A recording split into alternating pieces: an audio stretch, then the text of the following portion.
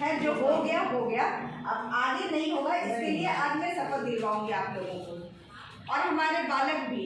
आप सोचो, सरकार एक नियत उम्र रखी है ना, लड़कियों की 18 वर्ष, लड़कों की 21 वर्ष। तो क्या 21 वर्ष में आप सक्षम हो जाइएगा? नहीं, सक्षम हो जाइएगा? नहीं होइएगा। लेकिन वो नियत समय रख दिया गया है। अगर आप पढ़ रहे हैं, अगर आपका कोई सपना है, उसे साकार करना है, आगे बढ़ना है, अपने पैर पर खड़ा होने के कम से कम 25-26 वर्ष लग ही जाता है। तो उस समय तक क्या होता है कि मेंटली भी आप फिट हो जाइएगा गृह जीवन जीने के लिए। तो इसके लिए आप लोग भी अपने घर में इस चीज़ों का विरोध कीजिए। और अगर ऐसे न माने तो एक चाइल्ड हेल्पलाइन नंबर है 1098, वो आप लोग याद रखिए। और अगर कोई ऐसी परिस्थिति आए तो हमें कॉल कीजिए, उस नंबर पर कॉल कीजिए, अपने नज़दीकी थाना में जाकर के आवेदन दीजिए, ताकि इस कुरीति को पूरी तरह से हम लोग खत्म कर सकें।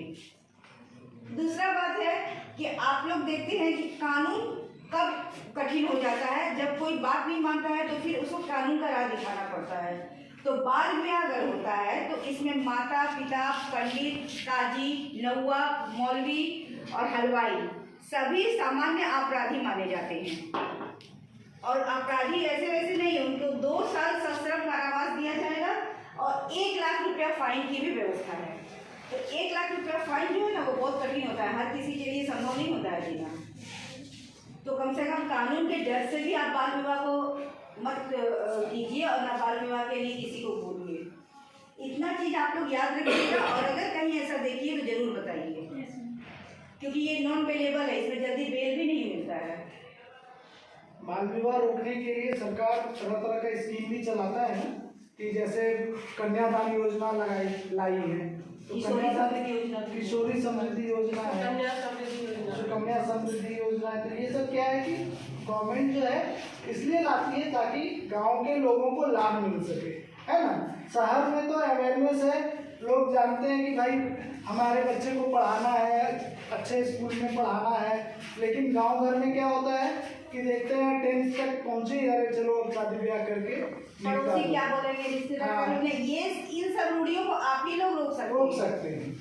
क्योंकि कोई क्या बोलेगा जरूरी नहीं है, कोई आपका घर नहीं चलाएगा ना आपको आगे बढ़ाएगा, आपको खुद अपने लिए संघर्ष करना होगा। और सबसे ज़्यादा इसमें बच्चियाँ ही पिसती हैं, क्योंकि घर से प्रेशर आता है और क्या कहते हैं कि वो लोग उसका विरोध नहीं कर पाती हैं। क्योंकि लड़कों में कहाँ बाल विवाह हो पाता है, ज़्यादातर लड़की ही इनका शिकार होती है। और कम उम्र में शादी हुई, फिर जिस घर में गई वहाँ काम ढंग से नहीं कर पाई तो घरेलू हिंसा का भी शिकार हो जाती है ना।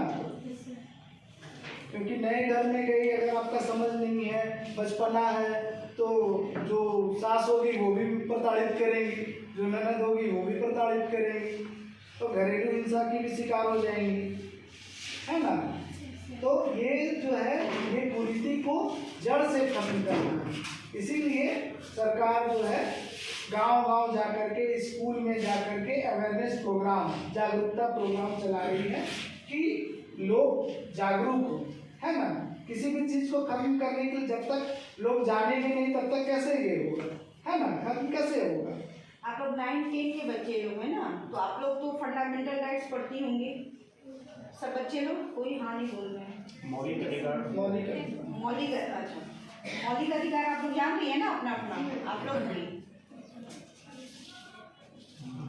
संविधान में मौलिक अधिकार दिया गया है ना, हमें शिक्षा का अधिकार है, हमें समानता का अधिकार है, हमें स्वतंत्रता का अधिकार है, हम अपने इच्छा से धर्म का भी पालन कर सकते हैं, हम अपनी इच्छा अनुसार बोल सकते हैं। कि बोल सकते इसका मतलब ये नहीं कि किसी को भी हम गाली गलौज कर सकते हैं। फ्रीडम ऑफ स्पीच का मतलब ये नहीं है। फ्रीडम ऑफ स्पीच का मतलब है हम अपने मन की बातों को सामने रख सकते हैं।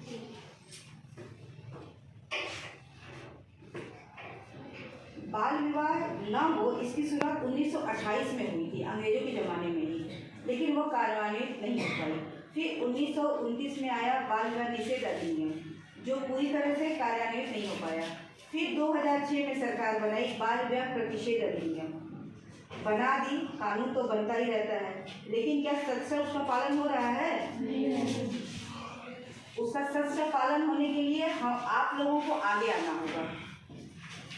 हमारे बच्चे बच्चियां जो हैं, जो हमारे नवयुवक नवयुवतियां हैं, उन्हें ही आगे आना होगा, ताकि आप कानून को समझ सके और कानून का साथ दे सके। अब आप लोगों को पता है 2 साल का सजा होगा, 1 लाख रुपया फाइन होगा। कहीं भी बोलिएगा तो कोई जल्दी आगे नहीं बढ़ेंगे।